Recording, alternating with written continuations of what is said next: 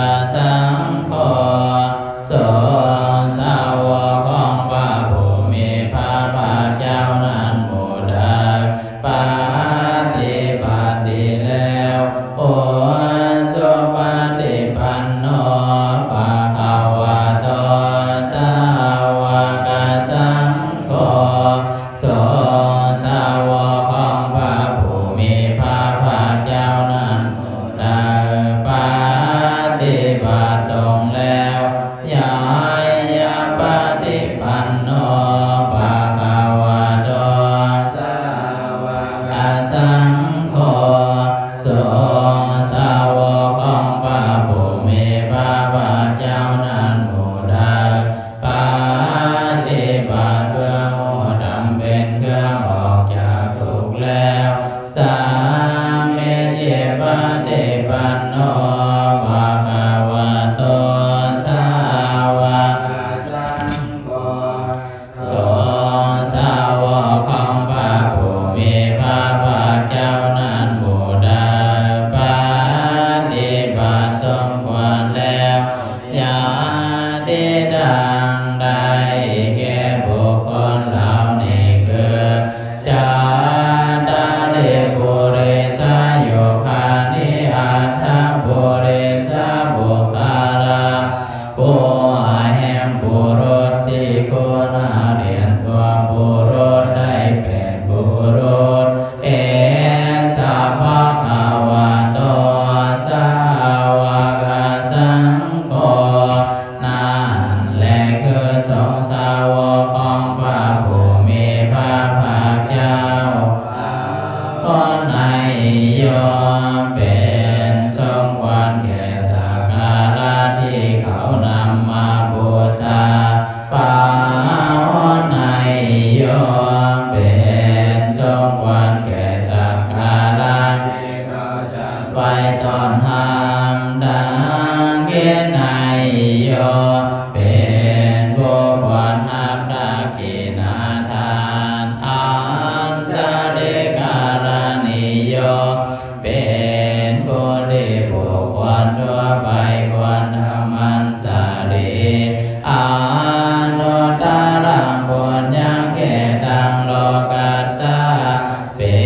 นเนื้อนาบุญของโลกว่ามีนาบุญอื่นยิ่งกว่าตามหังสังฆังอภิปูชยามิข้าพระเจ้าบูชายังยิสาพอพระสงฆ์หมู่นั้นตามหังสังฆังศิรสนามามิข้าพระเจ้านอบน้อมพระสงฆ์หมู่นั้นด้วยวาจา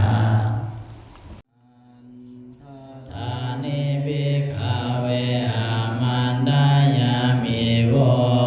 ดูก่อนภิกขุทั้งหลาย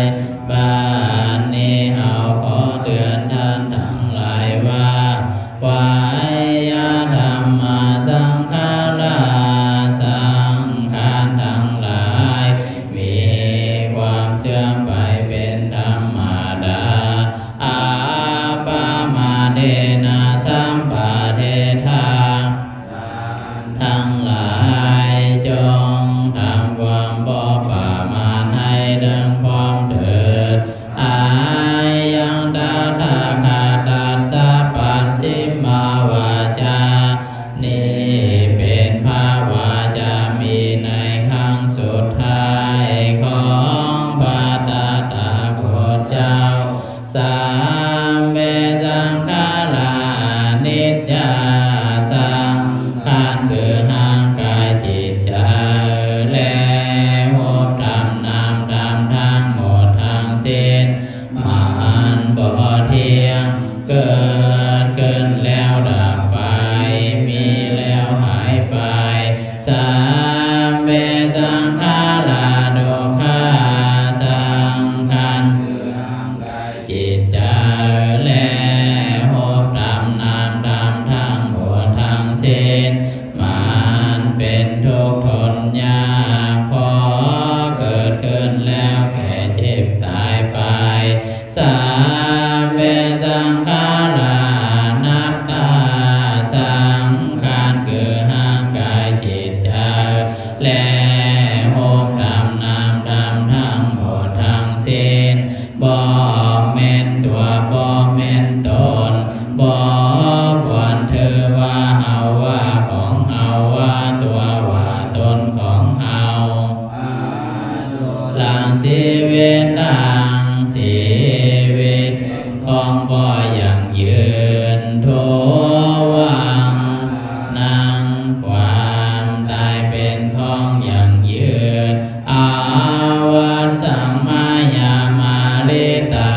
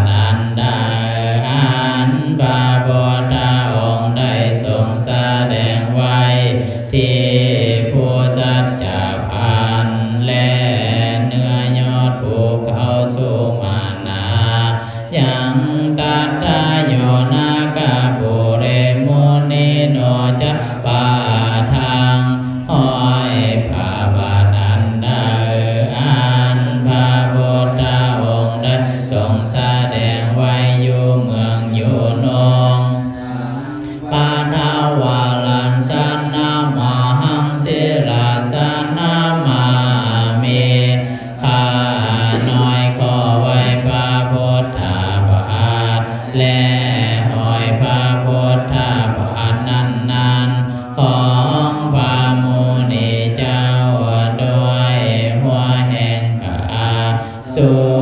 วรรณมาริเกสุวรรณปาปาเตสุมานากุเตโยนาคาปุเรนามาทายานาติยาปัญจปาดวาลังทานังอหังวันทามิตุลาโตข้าน้อยขอไว้สถานที่มีอ้อยผ้าบาทผ้าเสื้อหาแห้งแต่ที่ไกลๆคือที่ภูเขาสุวรรณมาลิกาหนึ่งที่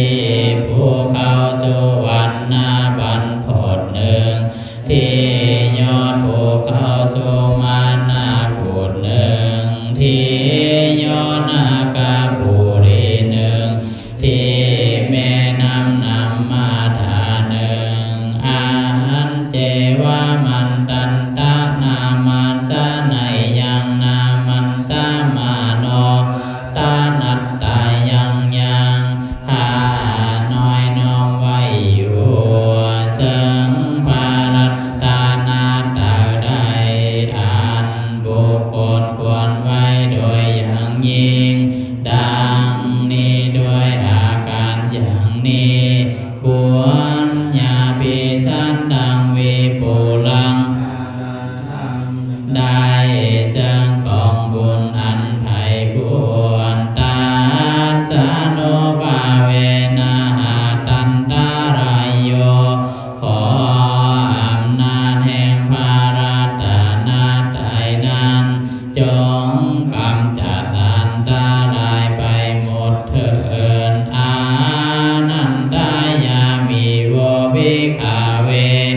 ดูก่อนภิกขุทั้งหลายเอาขอเตือนท่านทั้งหลายปาติเวทายามิโวภิกขเวดูก่อนภิกขุทั้งหลายเอาขอให้ท่านทราบไว้ว่าขายาวายาธรรมาสังขาราสังขารธ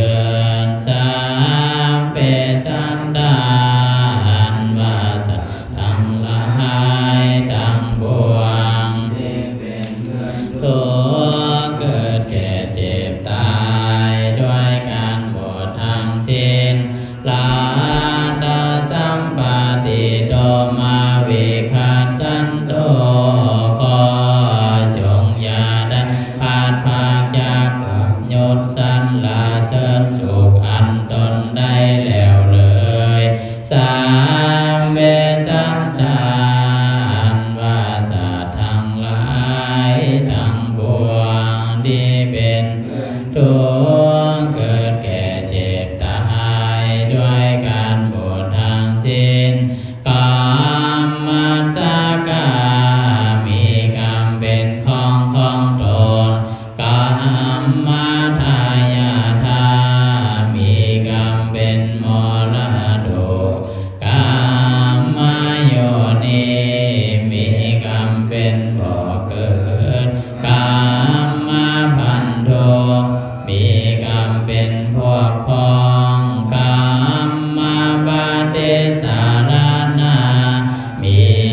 กรรมเป็นที่พึ่งอาศัยยังกัมมังกาลิสันติสัตว์ทั้งหลายจะ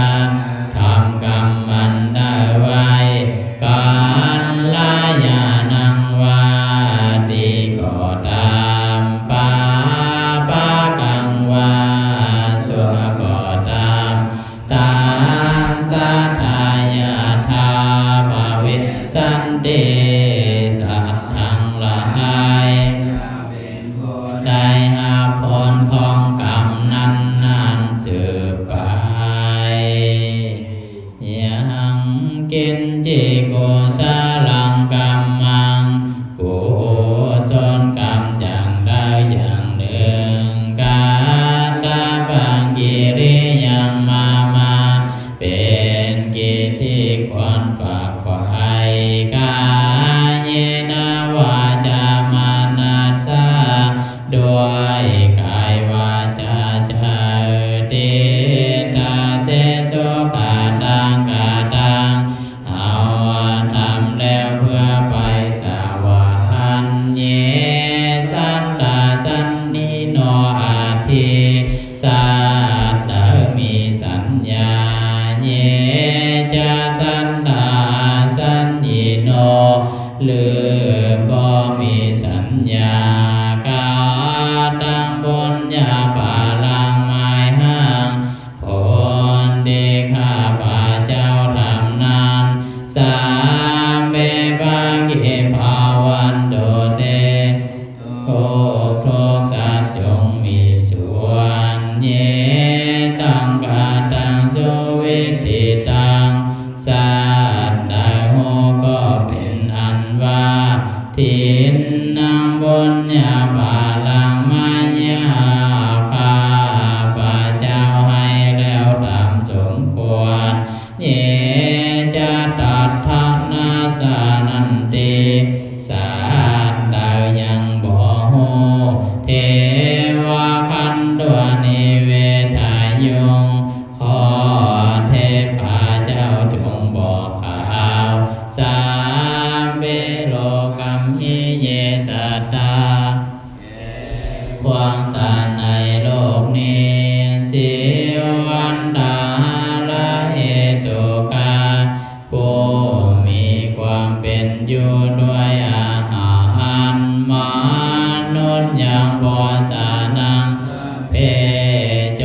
งได้บ่สานาโดยสำราญลาพันโตมาตัสสะติตามเจตนาของข้าพระเจ้าเถิด